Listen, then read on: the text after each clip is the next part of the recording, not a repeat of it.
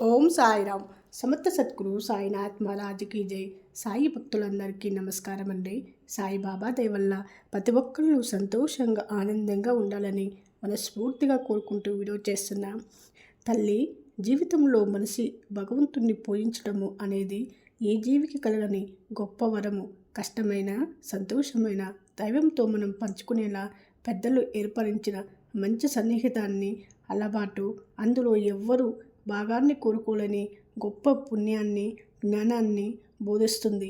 సంతోషము నేర్పలేని ఎన్నో విషయాలు, బాధలు, కష్టాలు, కన్నీళ్ళు నీ కళ్ళకు నేర్పుతుంది.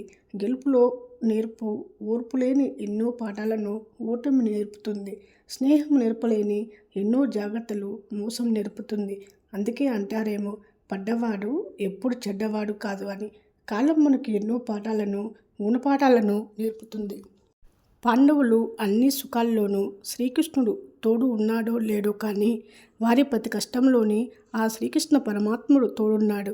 అంటే వారు గొప్ప పరాక్రమవంతులని కాదు, వాళ్ళు ఆచరించిన ధర్మము సత్యమే భగవంతుడు వారిలో నడిపేలా చేసింది.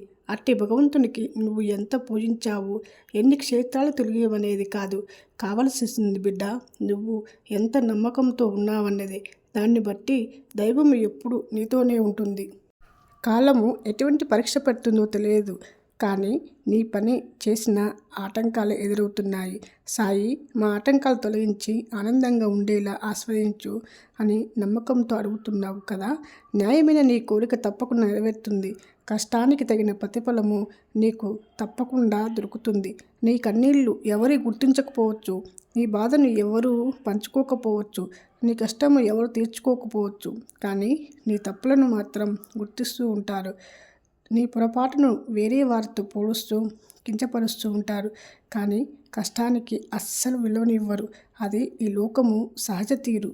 అందుకోసమే తల్లి, ఈశ్వరుడు అనుగ్రహించిన ఈ జన్మను నువ్వు ఎవరి కోసమే కాకుండా నీ కోసం నువ్వు సంతోషంగా బతకడానికి ఏర్పాటు చేసుకో. యుద్ధము ప్రారంభమైనప్పుడు నా వెనక ఎంతమంది ఉన్నారని దుర్యోధనుడు చూశాడు. అలాగే నా ముందు నాతో ఎవరున్నారు అని అర్జునుడు చూసుకున్నాడు.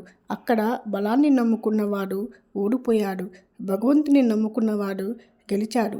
ఇక్కడ మనం తెలుసుకోవాల్సింది ఒకటి ఉంది. భగవంతుని నమ్ముకున్నవాడు ఎప్పటికీ ఓడిపోడు. జీవితంలో వాడికి ఓటమి అనేది ఉండదు. ఓం సాయిరామ్.